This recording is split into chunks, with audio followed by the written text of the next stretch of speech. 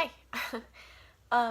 So I literally just got in from work like 2 seconds ago, and I sat down and needed to make this video because it was on my mind the whole ride home and since I've read it.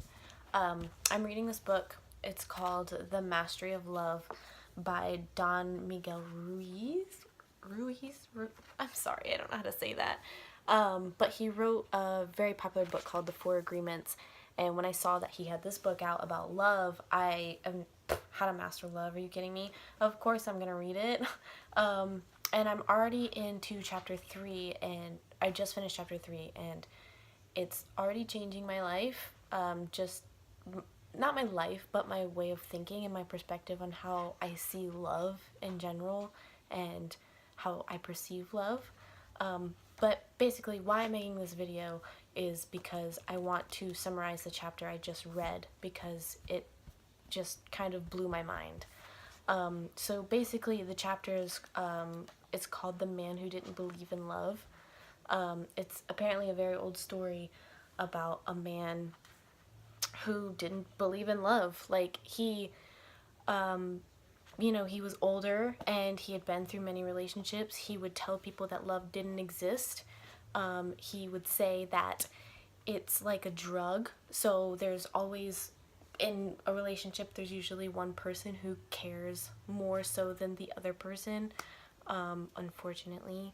And it's like a drug. So the person who cares more is the drug dealer or the drug provider, and the person who cares less is the addict. And the drug dealer or the provider can give or take the drug love when they want to, and then the addict is like, well, what am I supposed to do when this person stops giving me what I need? And it's extremely unhealthy, and unfortunately I feel like a lot of relationships are like that, and I have been in relationships like that myself, unfortunately. So he explains that that's basically what love is. Like it's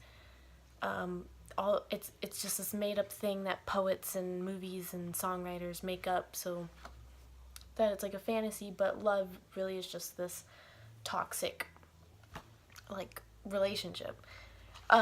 So one day he sees a woman crying on a bench, and he goes over to her, and it just intrigues him, and he says, "Are you okay?"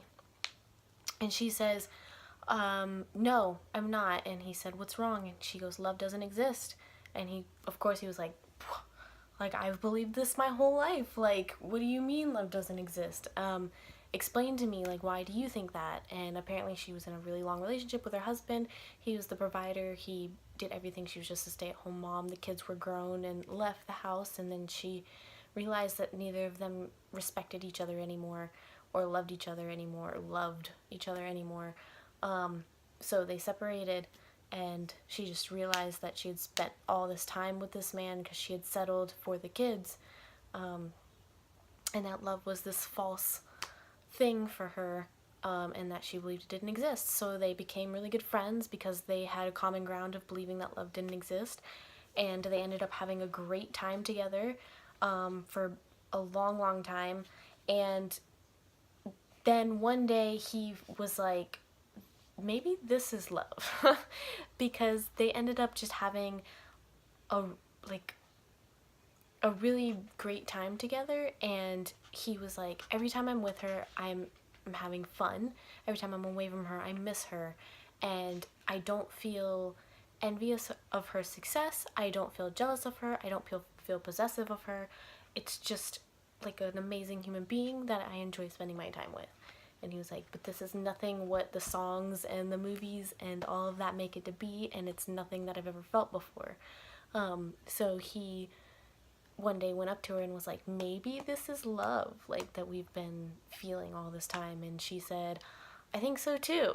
I've been thinking the same thing, and I'm glad you said that, because that's like, I feel the same way. So they were like, well, let's do this. So they became in a relationship, and they fell in love, and years go on, and one day this miracle happened. Two miracles happen, actually. The man goes outside, and he looks up at the sky, and he sees the biggest, brightest star. and the star actually comes down into his hands, and it's just this beautiful ball of energy and happiness and love, and his soul merged with the star. And he was just so excited and so happy that he wanted to go tell the woman that he was with, because it was just brought him so much happiness and joy, and like his soul was a part of this now, and he wanted to share it with her. So he goes to her and he says, look at this star, like this is a part of me now. And he gave it to her, and the second that it went into her hands, she had an ounce of a doubt and she dropped it, and it shattered into a million pieces. And so a part of his soul shattered into a million pieces. So that's kind of where it blew my mind. I wasn't really expecting the plot twist of that. So the book even says, like, who do you think made the mistake? Where do you think it went wrong? So it says actually the mistake was on the man's part. The star was his happiness, and his mistake was to put his happiness in her hands. Happiness never comes from outside of us. He was happy because of the love coming out of him. She was happy because of the love coming out of her. But as soon as he made her responsible for his happiness, she broke the star because she could not be responsible for his happiness. So no matter how much the woman loved him, she could never make him happy because she could never know what he had in his mind. She could never know what his expectations were because he could not know his dreams. If you take your happiness and put it in someone else's hands, sooner or later, she is going to break it. It's kind of like hit home for me because I don't know about for other people, but a lot of times when you're in a relationship, you're like, oh my gosh, I'm so happy when I'm with this person. And then you kind of like lean on, like, you think that's when you're happiest or something. But really it all comes from within yourself. And I guess I've always known that because people say, like, you can't love someone else unless you love yourself. But this just kind of put it in a whole new perspective for me. And then it actually goes on to explain the star that he held as like a symbolism of marriage.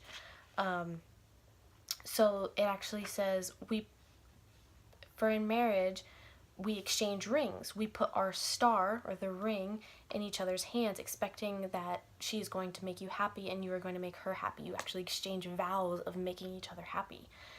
It doesn't matter how much you love someone, you're never going to be what the person wants you to be. This is the mistake most of us make right from the beginning. We base our happiness on our partner. It doesn't work that way. Make all of those promises that we cannot keep, and we set ourselves up to fail. And that's the entire chapter. And it just, I don't know, this is probably the best book I've ever read in my entire life so far. It's just putting a whole new perspective on me for forming new relationships, whether it's with a significant other or even just anyone I interact with, any sort of love that I give off to anyone. And I suggest it to everyone. And now this video is extremely long, and I didn't mean for it to be this long, so I'm gonna end it now. But it's just, I don't know. I hope if you made it even this far in the video, that I hope maybe it put a new perspective on things for you. And if not, you just watched it for no reason and you got to see me for 8 minutes, so you're welcome. Okay. Thanks. All right, bye.